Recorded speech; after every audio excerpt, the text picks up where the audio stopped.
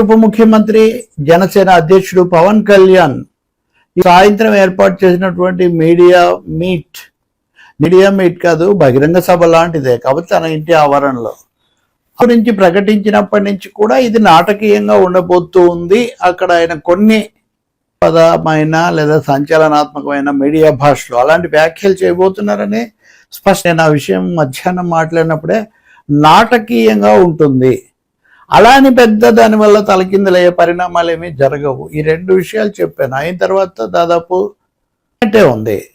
మొదటి తప్ప నాటకీయంగా ఉంటుంది. ఎందుకంటే ఇక్కడ ఆయనకున్న స్టార్డమ్, అత్యం, ఇవన్నీ ఆయనకున్న రకరకాల అభిమానులు వీళ్ళందరూ ఉంటారు కాబట్టి, పైగా సెలబ్రిటీసు టాప్ నాచ్ సెలబ్రిటీస్ మాట్లాడినప్పుడు తప్పకుండా వాళ్లకు కాబట్టి, అంతేగాని వేరే రాజకీయమైన కోణం అని కూడా కాదు. ఈ మధ్య కాలంలోనే ప్రధానమంత్రి నరేంద్ర మోదీ లోనే పవన్ కళ్యాణ్ కలుసుకొని వెళ్ళటము, అది కూడా దీనికి ఒక కారణం.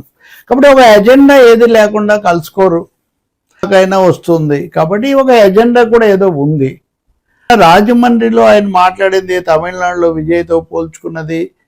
దీని తర్వాత ఖచ్చితంగా రాజకీయంగా కొంత అసహనం పవన్లో ఏర్పడింది అన్న విషయం కూడా స్పష్టమైంది. విమర్శకుల మీద విరుచుకు పడుతున్న తీరు ఇవన్నీ చూసినప్పుడు ఖచ్చితంగా దీనికి అదనంగా తెలంగాణకు వచ్చేసరికి గురైనటువంటి విశ్లేషకుడు, పేరు చెప్పకపోయినా ప్రొఫెసర్ నాగేశ్వర్, తెలంగాణ ఆంధ్ర మళ్ళీ రాజకీయ పార్టీలు రాజకీయ నేతలు మార్చిన తర్వాత ఆ ప్రభావం కూడా దీని వెనక ఉంది. నిన్న అనుమతి నిరాకరించడానికి పోలీసులు చెప్పిన బలమైన ప్రధాన కారణం చేసినటువంటి వ్యాఖ్యలు, వీటి వల్ల ఏమైనా ఉద్రిక్తతలు వస్తాయేమని తాము భావిస్తున్నామని చెప్పారు. ఇప్పుడు నేపథ్యంలో ఆయన ఈరోజు జరిపింది కనుక చూస్తే 100% నిజమైందే అనిపిస్తుంది. ఎందుకంటే హైకోర్టు కూడా ఈరోజు ఉదయమే వాళ్ళ మోషన్ను తోసిపుచ్చి అంటే అంచనాతో ఎంతో కొంత ఏకీభవించిందని భావించాల్సి వస్తుంది. సాయంత్రం ఆయన మాట్లాడింది చూస్తే కనుక 3 రకాలుగా చూడొచ్చు. ఒకటి వ్యక్తిగతంగా, రాజకీయంగా, భవిష్యత్తుకు సంబంధించిన వ్యూహం పరంగా. ఈ మూడింటిని నేను అన్ని ఒకే దాంట్లో చెప్పలేను, 2-3 వీడియోస్గా చెప్తాను. నేర్చుకొని ఇక్కడ కూర్చుంటాను, ఎవరు వస్తారో రండి అని. వ్యక్తిగా చెప్తే ఏమి ఇబ్బంది లేదు. వ్యక్తులుగా ఎవరైనా ఆత్మగౌరవం సవాళ్ళు అది చేయొచ్చు. కానీ ఒక రాష్ట్ర ముఖ్యమంత్రిగా, ఒక పార్టీ నాయకుడిగా, చాలా ప్రఖ్యాతమైన నటుడుగా విధమైన వివాదాలు ఉద్రిక్తతలు నడుస్తున్నప్పుడు నేను కుర్చీ వేసుకొని కూర్చుంటాను, ఎవరు వస్తారో రండి అని చెప్పడం ఉంది. అది తప్పకుండా కదా పోలీసులకు సంబంధించినంత వరకు. భవిష్యత్తు కూడా నిజంగా అలా కూర్చోకపోయినా దాని నుంచి వచ్చేది. చావడానికి కూడా సిద్ధపడి నేను పార్టీ పెట్టాను ఆయన ప్రతిసారి చెప్తూ ఉంటారు. రాజశేఖర రెడ్డి ఉన్నప్పుడు కానీ, తర్వాత జగన్మోహన్ రెడ్డి ముఖ్యమంత్రి ఉన్నప్పుడు కానీ అనేక దాడులు ఎదుర్కొన్నాను, తన మీద పెట్టారు. అవన్నీ ఆయనకు నిజమైండొచ్చు. అన్ని రాజకీయ పార్టీలకు ఏదో స్థాయిలో ఉంటాయి. సిద్ధపడి పెట్టాను, కుర్చీ వేసుకొని కూర్చుంటాను రండి అంటే ఈ సవాళ్ళు రాజకీయాల్లో దేనికి దారితీస్తాయి? జాగీర, అది వాళ్ళ జాగీర, ఇవన్నీ ఆ స్థాయిలో వాళ్ళకి అక్కర్లేదు కదా. రాజకీయంగా ఎవరు కాదంటారు అసలు తెలంగాణకు రావద్దు, ఇక్కడ రాజకీయాలు చేయొద్దు అని చెప్పే అవసరం ఎవరికి ఉన్నాయి? చెప్పింది ఎవరైనా ఉంటే నాకు తెలిసినంతలో బీజేపీ. ఆ విషయం చెప్తాను. ఎన్నికల్లో పోటీ చేయబోయిన పవన్ కళ్యాణ్ నివారించారు. ఈ వాళ్ళ గురించి ఏమనలేదు. కానీ ఆయనంగా తనకున్న ఎమోషనల్ కనెక్షన్, తను ఎంతగా అన్ని ఇక్కడే నేర్చుకున్నాను, ఇవన్నీ వెళ్ళాను కూడా. బండి వెనక బండి కట్టి పాట, మీకు చాలా అనుబంధం, స్నేహం అది ఉండొచ్చు, మీరు ఆయనకు సాయం కూడా చేసి ఉండొచ్చు. కానీ అవన్నిటికీ ఈరోజు సభకు ఏం సంబంధం?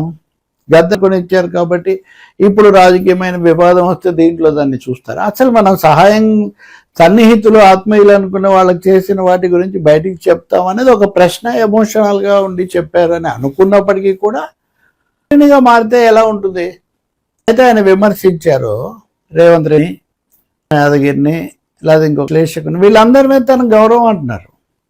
వాళ్ళ మీద ఏదైనా విభేదం ఉంటే దాన్ని మాట్లాడే తీరు వేరే ఉంటుంది కదా. కాబట్టి రాజకీయంలోనే తీవ్రమైన పరిభాష అనుకోవాలి. ఆ తర్వాత సవాళ్ళు, ఆఖరికి దేవుడిని కూడా తీసుకొచ్చారు. కొండగట్ట ఆంజనేయ స్వామికి టీటీడీ నుంచి చేయడానికి తెలంగాణ తన అభిప్రాయానికి ఏమిటి సంబంధం? అసలు రాజకీయమా, వ్యక్తిగతమా, అంటే అన్ని కలగాపులగం చెయ్యటము, తద్వారా ఒక ఎమోషనల్ మెసేజ్ ఏదో పంపిద్దామని ప్రయత్నం తప్ప ఇంకో.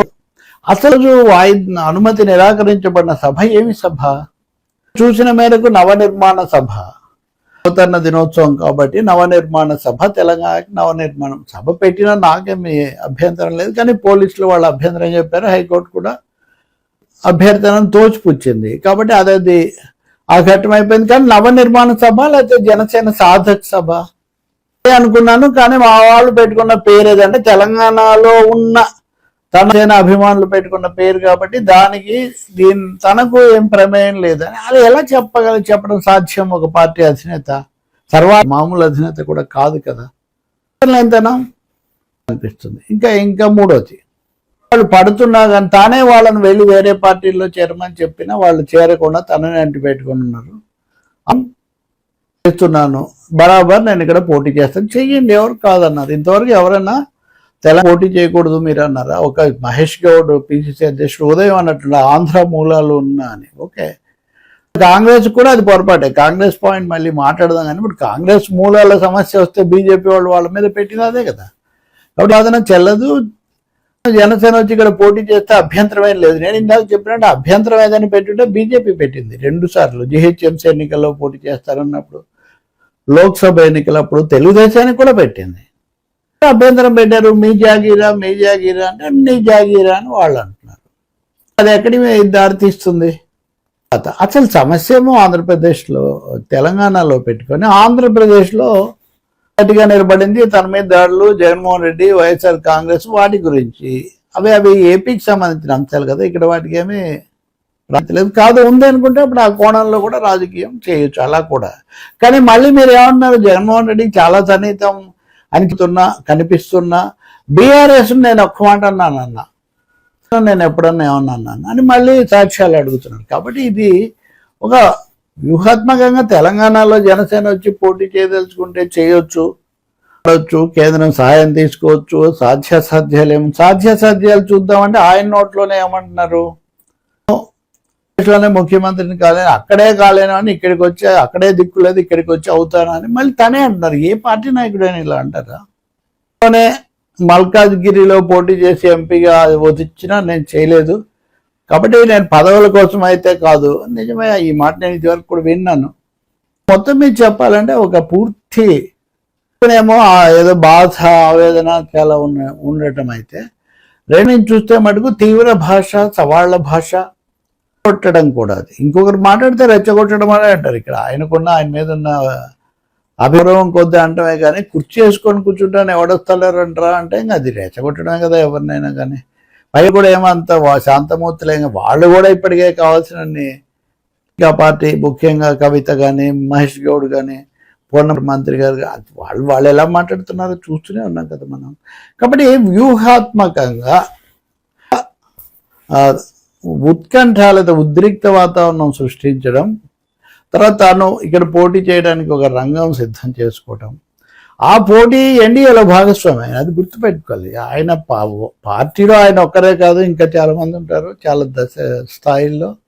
అలాగే కూటమిలో ఇంకో 2 పార్టీలు ఉన్నాయి. రెండిట్లో ఒకటి ఢిల్లీలో, ఒకటి ఆంధ్రప్రదేశ్లో పాలిస్తున్నాయి. వాటిని ప్రధాన మద్దతుదారే కాకుండా పూర్తి ప్రశంసకుడు కూడా ఆయన ఉన్నారు. కాబట్టి ఆయన మాటలను, చేతలను వాటితో కలిపే చూస్తాం కదా మనం.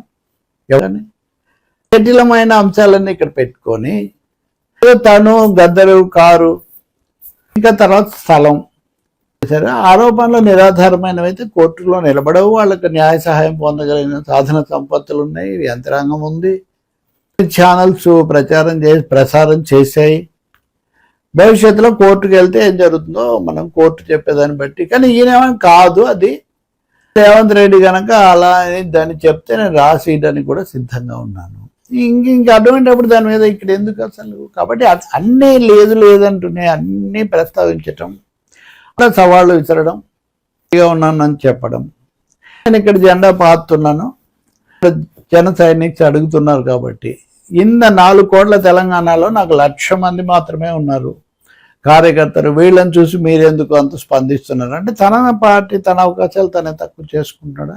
చేసుకుంటే మరి అలా ఎందుకు మాట్లాడుతున్నాడు? అది పవన్ కళ్యాణ్ నాటకీయత అంటే అదే విధమైన ఎమోషనల్ స్టేట్లో ఉన్నట్టు మాట్లాడుతూ దాని ద్వారా ఇతరులను ఎమోషనల్ స్టేట్గా ఆయన తీసిపోతుంటారు. వీరాభిమానులు కేరింతలు కొడుతుంటారు, మిగతా వాళ్ళకి మటుకు ఎక్కడో అనుసంధానం దొరక్క, లింకులు కుదరక అవస్థపడుతూ ఉంటారు. సో ఆ క్రమంలో జూన్ 2 సింబాలిక్గా తెలంగాణ అవతరణ దినోత్సవం నాడు ప్రతి వాళ్ళ మధ్య ఆయన ఈరోజు కలుస్తానని చెప్పి దాదాపు ఒక సభ లాంటిది జరిపేశారు. వివరాలు ఇంకా తర్వాత వస్తాయి, కానీ మొత్తం మీద ఇంకా 2 ముఖ్యమైన అంశాలు రాజకీయంగా చెప్పాల్సినవి ఉన్నాయి, దాంట్లో చెప్తాను.